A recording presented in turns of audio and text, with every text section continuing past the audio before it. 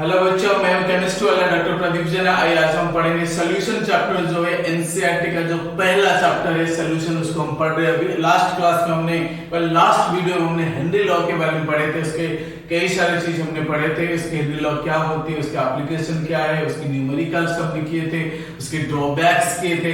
आइए आज हम पढ़ते हैं राउट्स लॉ क्या होती है और कब राउट्स लॉ अप्लाई होती है, इसका मकसद क्या है। तो इसलिए इस चैनल को लाइक, सब्सक्राइब और शेयर करना नहीं भूलना। हम स्टार्ट करते हैं routes law for volatile solute.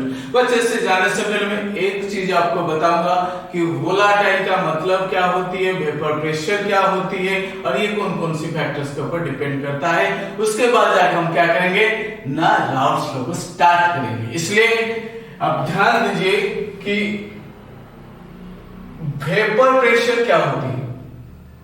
Vapour pressure बच्चे देखो, वेपर का मतलब क्या होता है, जब एक लिक्विड को हम बॉयल करते, ध्यान से देखो, है ना, ये कंटेनर है, यहाँ इसके वाटर मान के चलो, क्या है वाटर। वाटर क्या होती है ना, लिक्विड होता है।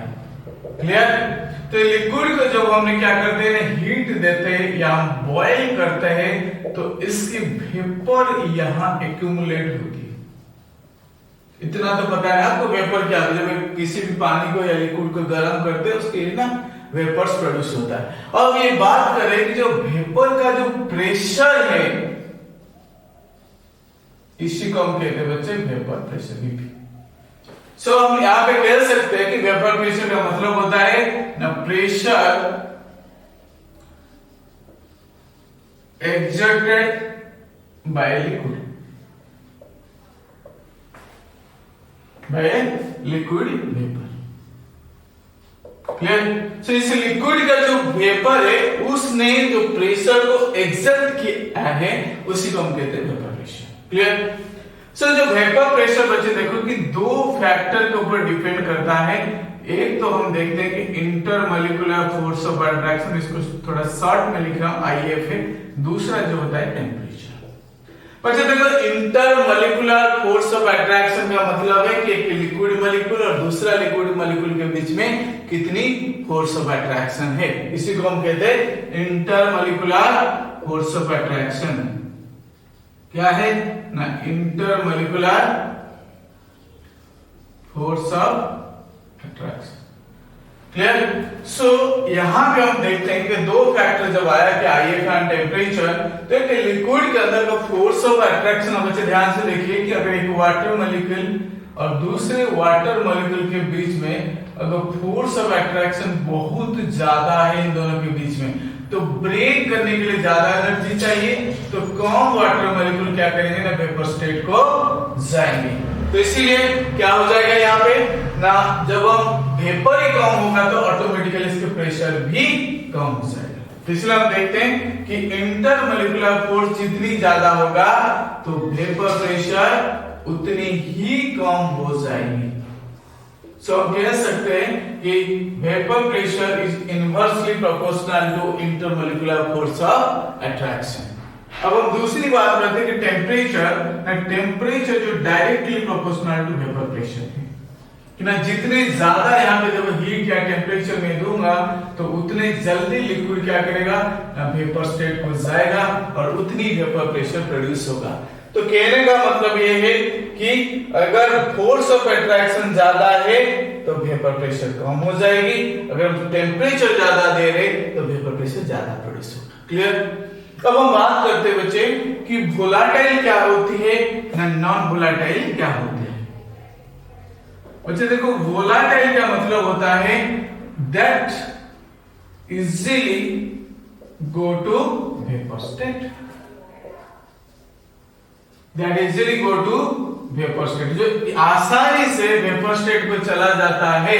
अगर मैं वाटर में हीट किया तो इजीली इसका वेपर स्टेट को चला गया, दैट इज मींस ये वोलेटाइल है। अगर मैं बात करता हूं कि नॉन वोलेटाइल क्या है, ठीक है, can not go to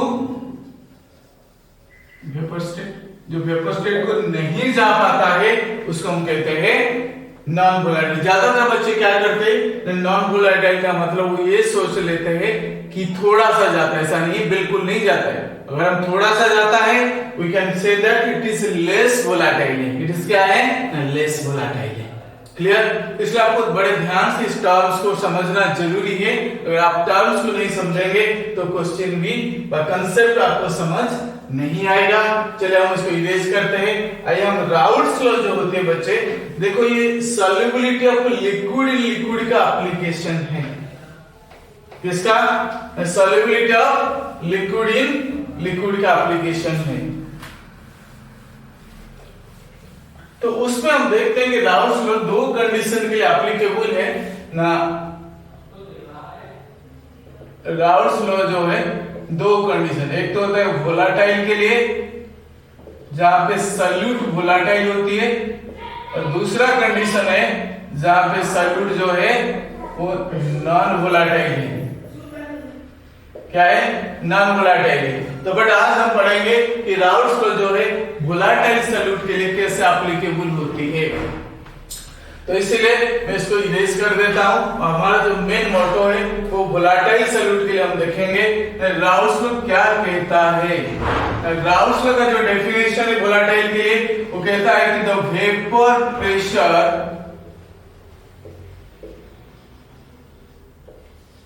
of a component is directly proportional to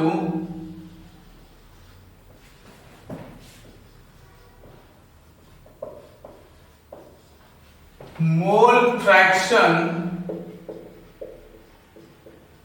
of that component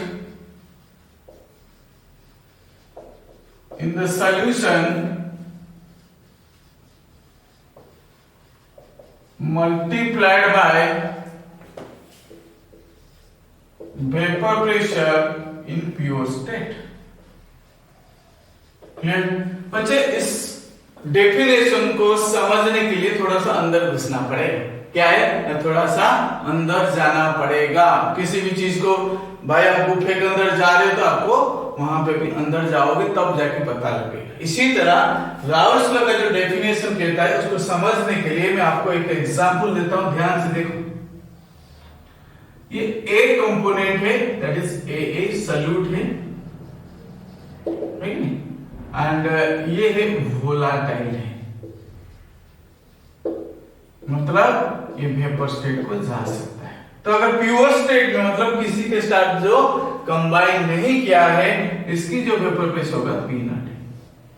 similarly मैं दूसरा कंपोनेंट अगर लेता हूं, ये क्या हो जाएगा बच्चे ना, ये हो जाएगा Bb लेता हूं जो कि सॉल्वेंट है कि ये भी बच्चे वोलाटाइल है, ये भी वेपर स्टेट को जाएगा, लेकिन इसका जो प्योर स्टेट में वेपर प्रेशर होगा P0 भी खाली without mixing with any other component, तब उसको हम कहते हैं प्योर है। जब यहाँ पे सॉल्यूट को मिक्स नहीं किया गया, इसको वेपराइज किया गया, इसकी जो वेपर प्रेशर होता है इसको P0 है माना। सिमिलरली जो सॉल्वेंट है किसी के साथ मिक्स करने से पहले इसकी जो वेपर प्रेशर है वो P0 भी है। जब बच्चे देखो अब हम क्या करेंगे, अब तो इंडिविजुअल की बात कर रहे थे, अब हम क्या करेंगे, दोनों को मिक्स कर देंगे। जब हम दोनों को मिक्स कर देंगे थोड़ा सा क्या होगा ना, दोनों चीज मिक्स हो जाएंगे, दैट इज सॉल्यूशन है कि नहीं। तो AB बन जाएगा जो कि सॉल्यूशन बन गया। ये भी बच्चे वोलाटाइल होगी क्योंकि यहाँ पे सॉल्यूट भी वोलाटाइल है, सॉल्वेंट भी वोलाटाइल है। तो इसीलिए यहाँ पे जो वेपर बनेगा है कि नहीं, दोनों चीज का बनेगा, A का भी बनेगा और B का भी बनेगा, क्योंकि दोनों को दोनों सॉल्यूट और सॉल्वेंट दोनों वोलाटाइल, जब इनका मिक्सचर होगा ये दोनों का जो कंपोनेंट की जो है वेपर प्रेशर प्रोड्यूस होगा। बट यहीं से राउल्ट्स लॉ शुरू होता है। कैसे? तो कहता है कि वेपर प्रेशर कंपोनेंट, दो कंपोनेंट इसके अंदर है तो है कि नहीं, तो एक होगा A X से, एक होगा X B। वो कहता है कि ये जो कंपोनेंट A का पार्शियल प्रेशर या प्रेशर कितनी होगी ना, जितनी मोल फ्रैक्शन का ही पानी के अंदर या सॉल्यूशन के अंदर है मल्टीप्लाइड बाय ये वाला पी नॉट। पी ए कितनी होगी ना 1 से मल्टीप्लाइड बाय पी नॉट है। सिमिलरली पी बी कितनी होगी ना X B multiplied by P naught B. P B कितनी होगी ना एक जितनी मोल फ्रैक्शन का इसके अंदर है multiplied by P naught B. तो इसलिए राउल्स लॉ क्या कहता है ना P A is equal to X A into P naught A. Similarly P B is equal to X B into P naught B. Clear? तो P A कितनी होगी पूरा दिमाग में बैठा दो ना X A into P naught A. P B कितनी होगी ना X B into P naught B. Clear हो गया? अब हम बात करते हैं बच्चे कि आगे का थोड़ा सा, अगर दोनों को मिक्स कर दे टोटल प्रेशर की बात करते हैं। किसकी? टोटल प्रेशर कितनी होंगे। मैं इसको थोड़ा डेफिनेशन रिलीज कर दूंगा, आप समझ गए। अब हम सिर्फ वोलेटाइल के लिए पढ़ रहे हैं ना। पी टी यहां पर टोटल कितनी होगी ना P A plus P B. तो मैंने क्या किया ना P T is equal to P A plus P B. P A की जगह में क्या लिखूंगा ना X A into P naught A. P B की जगह कितना लिखूंगा ना X B into P naught B. तो एक्स ए कितनी होगी बच्चे? वी नो दैट कि X A plus X B is equal to, अगर आपने लेकिन स्टार्टिंग का जो लेकिन वीडियो नहीं देखे हो वहां पे मोल फ्रैक्शन के बारे में पढ़ाया हूं, तो हमेशा सम ऑफ मोल फ्रैक्शन कितनी होती है 1 होती है। मुझे अगर एक्स से निकालनी है तो कितनी होगी ना 1 माइनस एक्स बी। तो इसीलिए मैं यहाँ पे क्या किया ना एक्स ए की जगह में लिख दिया 1 minus X B into P naught A plus X B into P naught B. तो इसको मैं मल्टीप्लाई कर देता हूं P naught A minus P naught A into X B plus X B into P naught B. तो मैं यहाँ पे इसको रीअरेंज कर दूं, इसको थोड़ा सा इरेज कर रहा हूं अभी। अब यहाँ पे क्या होगी ना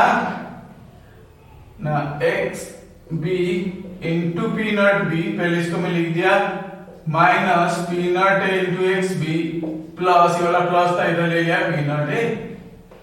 तो अगर मैंने एक्स बी को कॉमन ले लूं तो P naught B minus P naught A plus P naught A.